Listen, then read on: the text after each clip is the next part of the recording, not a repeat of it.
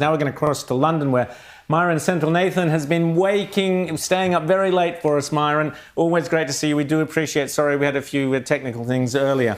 Now, this is extraordinary. Our Conservatives here just lost a thumping election because they were terrified of the words Donald Trump, basically, and ran in circles around anything that was vaguely conservative. Nigel Farage has just performed the most stunning result in 2 by-elections and council elections where Reform has surged ahead, winning extraordinary, because it's a first-past-the-post system, winning one candidate by only 6 votes out of some 20,000. Extraordinary stuff. Mayuran, tell us, how's it feeling like to be in Britain, to have a proper Conservative Party back again?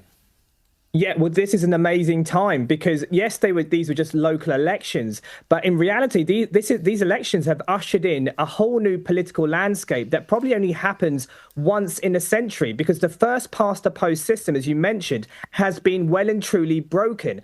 When Nigel came back in July last year during the general election, he said he would just make a bridgehead into Parliament. So the first crack of that first past the post system, which locks in Labour and the Conservatives, was made in July.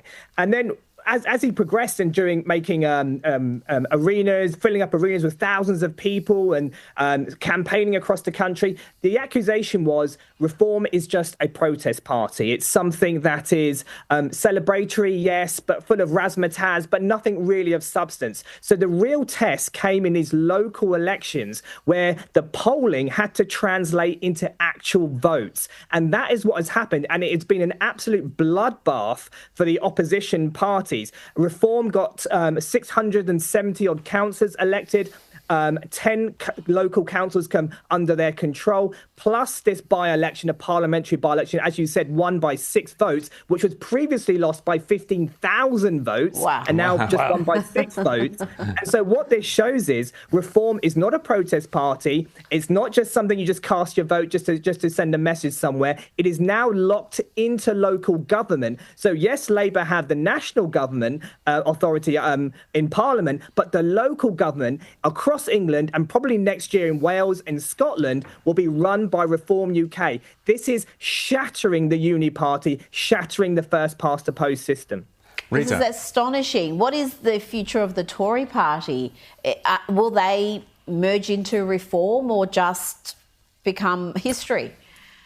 Well, Nigel Farage has actually declared the Conservative Party effectively dead because they have been hollowed out in all the shires and all the counties. So they have no real grassroots base. So Kemi Badenoch, who's in charge of the Conservative Party, I mean, she said she doesn't want to have a pact just yet. It's probably too early to say. But they are on the naughty step. They are grovelling because they're paying the price for the Boris wave of immigration, where he let in net immigration at over near enough 1 million people in 1 year. Wow. And so the Conservative Party have lost their constitutional philosophy. Their principles are scattered. They're a divided party. And as a result of that, the British electorate have no faith in them whatsoever. And Mayuran, just want to ask you about what this means in terms of policies like net zero, like immigration. Nigel Farage has come out and said, as far as he's concerned, the councils can start firing their climate and diversity and inclusion people, which is great news. But there are real policies that are in place. Tell us about them.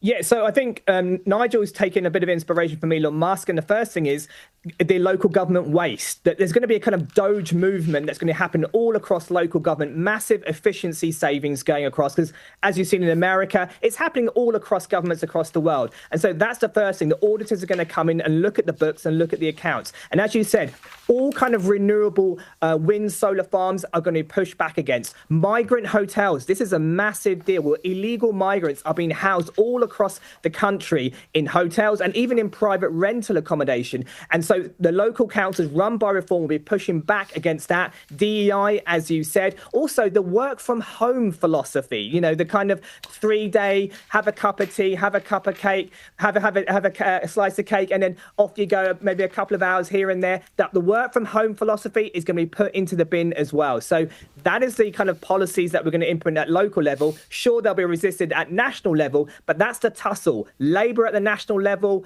Reform at the local level. Labour may have the constitutional power, but Reform has the power of the people behind them.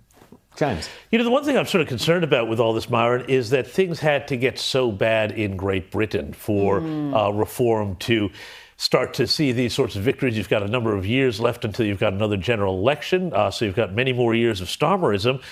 Is the concern that it is only when things, and this is where I'm sort of thinking about in an Australian context, only when things hit an absolute crisis point that voters start to say, you know what, we need to accept that the right is the ones to sort this out?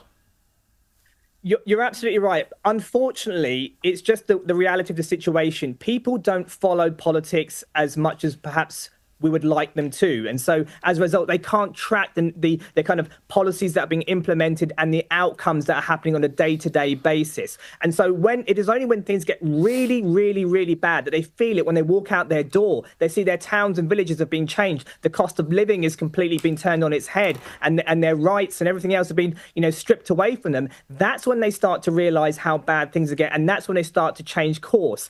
But I always knew it would happen. The Labour government, in my opinion, is a vaccination. It's a vaccination against mass migration. It's a vaccination against net zero. It's a vaccination against identity politics and high tax, highly regulated economy. Sometimes we need to go through these dark times to understand what the right course of action is. And you're absolutely right. It might be happening in Australia. It's certainly happening in the UK. But I would say when the local elections, the British government understand what the brand of reform stands for. They get that it stands for low immigration, against net zero, identity politics, and so on. And as a result of that, Keir Starmer is going to have to change course. So by voting reform, he is compelled, the pressure is on, that he's going to have to somehow move away from the left and tack to the right somewhat.